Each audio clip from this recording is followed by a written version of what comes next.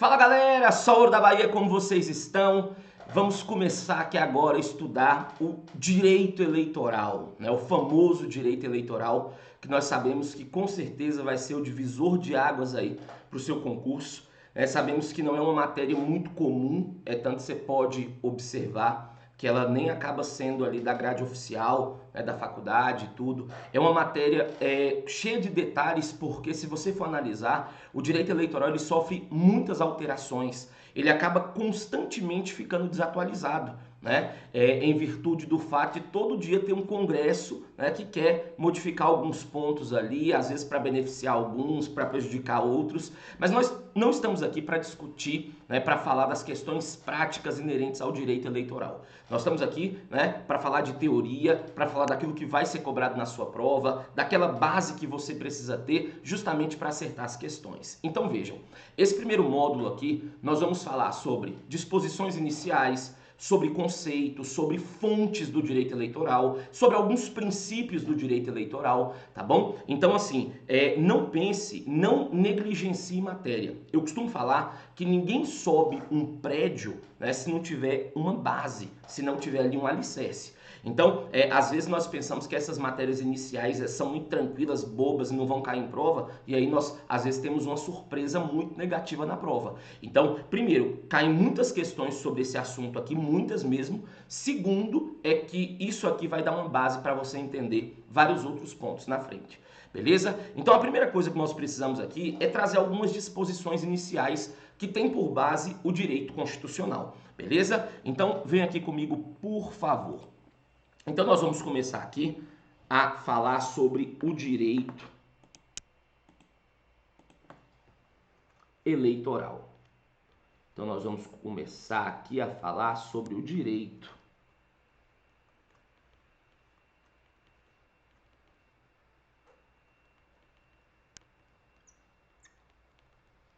eleitoral. Beleza? Então, pessoal, vejam bem, quando nós começamos então a falar sobre o direito eleitoral, é imprescindível fixarmos algumas bases constitucionais que vão ser cobradas, às vezes diretamente em uma questão do direito eleitoral ou às vezes indiretamente. Como, por exemplo, você tem que entender que o Código Eleitoral é uma lei, né, criada antes da Constituição. Ela é uma lei de 65. Né? Em 65 vigorava a Constituição de 1946. Então, era uma Constituição diferente da Constituição que nós temos hoje. Né? Depois da Constituição de 46 veio a Constituição de 67, para alguns 69 e até chegar aqui a Constituição atual de 88. Então, por isso nós temos que estabelecer algumas prioridades dessa Constituição, como, por exemplo, a democracia, né? O governo do povo, né? Demo, povo, cracia, governo, o governo do povo. Está lá no artigo 1º. É um dos princípios fundamentais da nossa Constituição. A soberania popular está lá no parágrafo único do artigo 1º. Então vamos entender alguns pontos aqui importantes para podermos iniciar toda essa situação. Primeiro, quando nós pegamos o artigo 1º da nossa Constituição, ele fala que a República Federativa do Brasil é formada pela união indissolúvel dos estados, municípios e DF e constitui-se um Estado democrático de direito e tem como fundamentos. Então, o primeiro ponto que eu preciso abordar aqui com vocês é o seguinte. Nós temos que entender, então, que hoje o nosso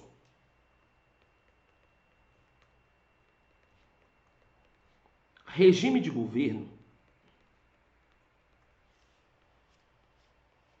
é o democrático. Então, aqui nós temos uma democracia, um governo do povo, pelo povo e para o povo. Só que quando nós começamos a falar de democracia, eu quero que você entenda que nós temos três tipos. A direta,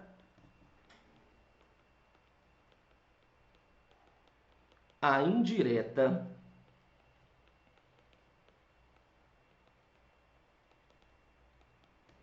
e a semidireta. Mas vamos lá. O que significa uma democracia direta? Democracia direta é o seguinte: todos os atos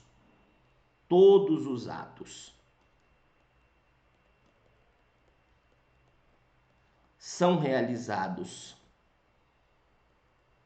Todos os atos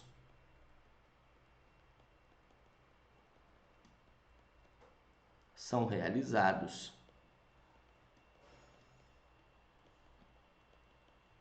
diretamente pelo povo. Todos os atos são realizados diretamente pelo povo. Aí observem aqui, pessoal. Eu costumo falar que a democracia direta ela caiu em desuso há muito tempo. Antigamente, em pequenas províncias, onde os cidadãos eram os mais afortunados, nós levávamos essas pessoas a uma assembleia e nós falávamos que o povo diretamente conduzia a vida do Estado. Quando, na verdade, era simplesmente uma parcela mínima, né, daquele povo. Então, hoje eu não posso afirmar que a nossa democracia seja direta, porque para ela ser direta, todos os atos precisam ser feitos diretamente pelo povo. Né? O que acontece? A nossa democracia não é direta, mas eu tenho resquícios dela até hoje. Sempre que diretamente o povo participar da vida do Estado, é democracia direta, como por exemplo, o voto, o plebiscito, o referendo, a iniciativa popular, a ação popular, né? Então, sempre que nós diretamente participarmos da vida do Estado, estamos exercendo essa aqui, mas não é o caso da nossa. Segundo tipo, indireta. O que é uma democracia indireta? Todos os atos são realizados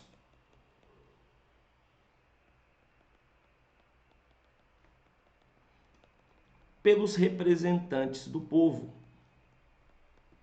Todos os atos são realizados pelos representantes do povo.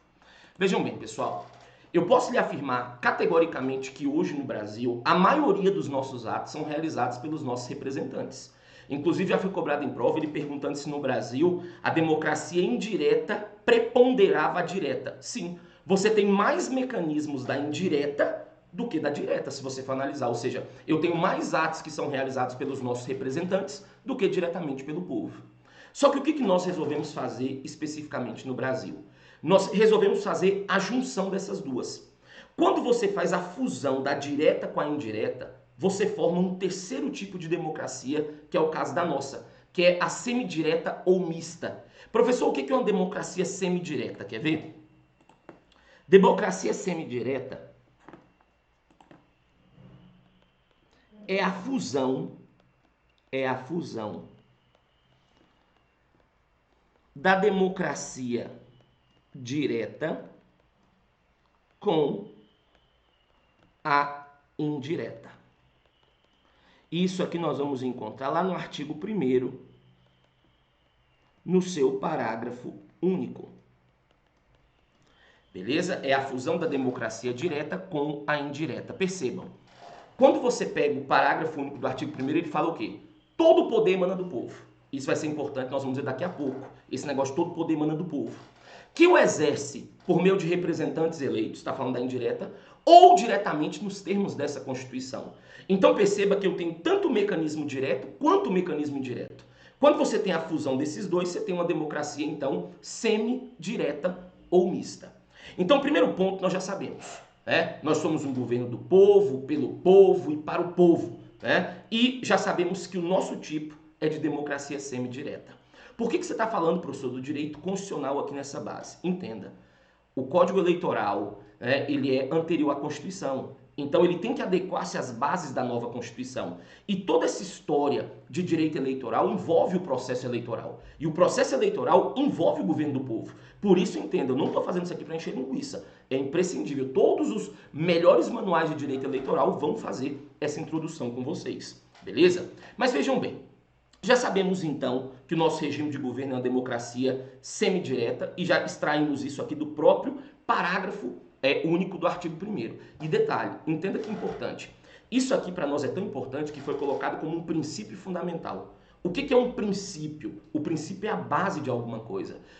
Tem doutrinadores que falam que é pior você ferir um princípio do que você ferir uma norma. Porque quando você fere o princípio, você fere a base da norma jurídica. Então, por isso, tudo que está ali dentro dos princípios fundamentais tem essa importância. Segundo ponto muito importante para nós, ainda dentro do artigo 1º, é um dos fundamentos que nós temos no artigo 1º. Lá nós sabemos, então, que nós temos a soberania, o pluralismo partidário, a dignidade da pessoa humana, os valores sociais do trabalho e da livre iniciativa, mas tem um que nos interessa muito para o direito eleitoral, que é esse aqui. Nós já sabemos, então, que o nosso regime de governo é uma democracia semidireta, né? Segundo ponto que eu quero destacar aqui de importante. Hoje é um fundamento da nossa república, do nosso Estado, a cidadania. Quando você pega lá o artigo 1º, lá no seu inciso 2º, ele fala da cidadania. Então a cidadania é um dos nossos fundamentos. E o que eu entendo por essa cidadania aqui? Essa cidadania é a capacidade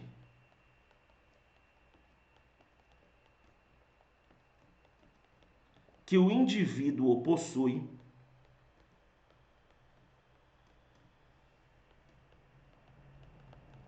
para participar da vida do Estado. Beleza? Cumpre ressaltar, vou colocar até assim, ó. Não apenas votando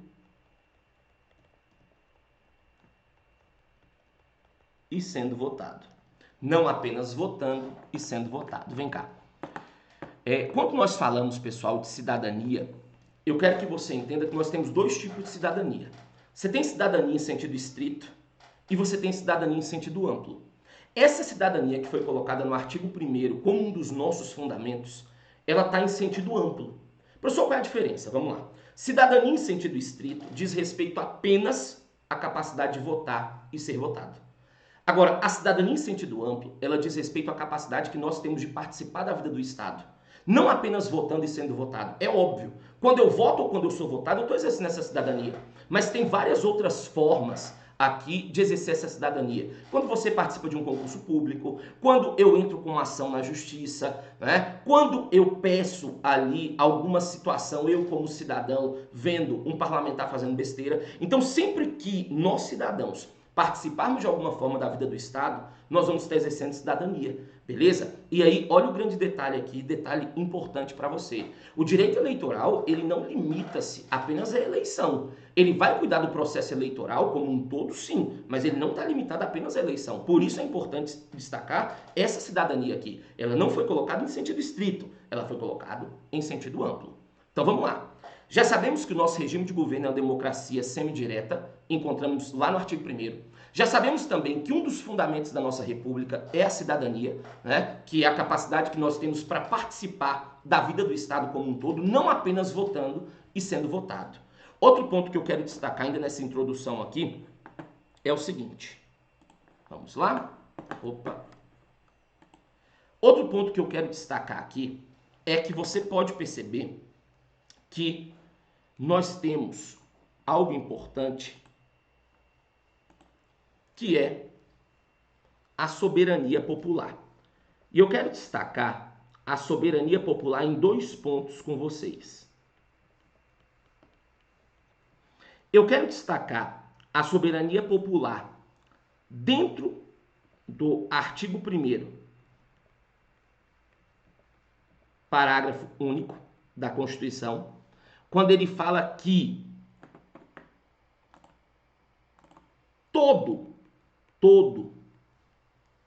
o poder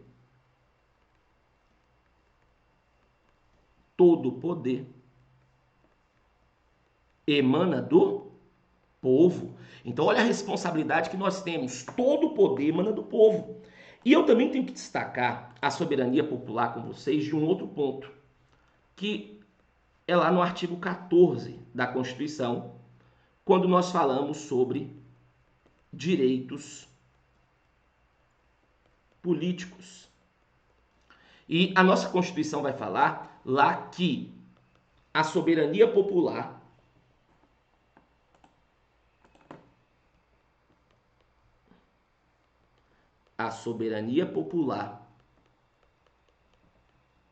será exercida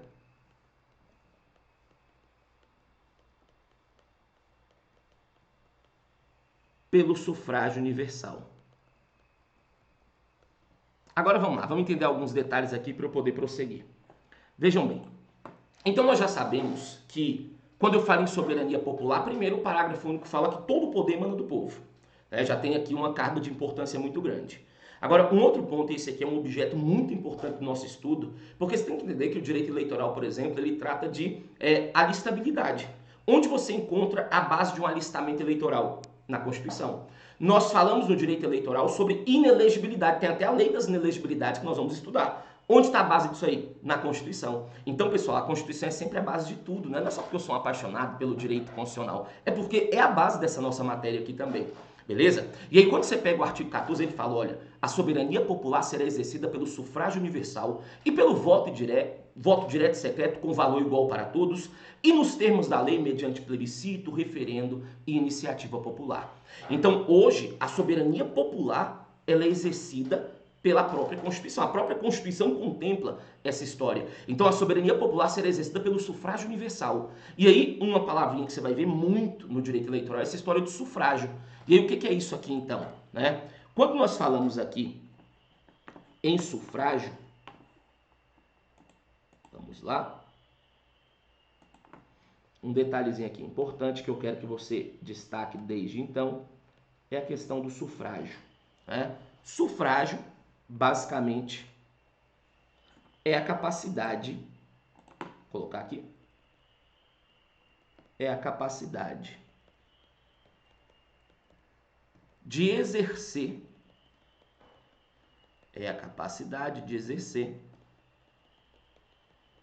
os direitos políticos,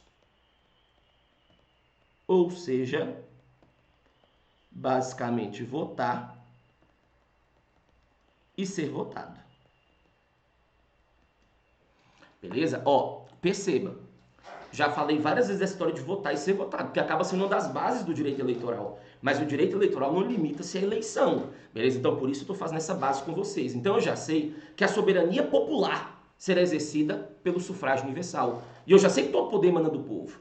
E eu sei agora que o sufrágio é a capacidade que o indivíduo tem de exercer os direitos políticos, ou seja, votar e ser votado. E mais, a nossa Constituição fala que o nosso sufrágio é um sufrágio universal. Em regra, qualquer um pode votar, qualquer um pode ser votado. Mas vocês vão perceber, e a base disso é o constitucional, que nenhum direito fundamental é absoluto. Então eu não posso falar que isso aqui não vai ter restrição, não vai ter exceção. Vai sim, nós vamos encontrar várias. Por exemplo, um analfabeto pode votar, mas ele não pode ser votado. Já tivemos períodos no Brasil em que, por exemplo, indígena não podia exercer esse direito. Vimos várias situações de restrição ao sufrágio. Restrição, por exemplo, de cunho econômico. Então, já tivemos aí muitas formas de restrição a essa história. Mas como a nossa Constituição coloca como base a soberania popular, que todo o poder emana do povo, eu tenho que fazer o mínimo de restrição, porque a regra é que o sufrágio seja universal. Em regra, todos possam votar, todos possam ser votados. Então, só para finalizar essa introdução aqui, o nosso sufrágio, então, ele é um sufrágio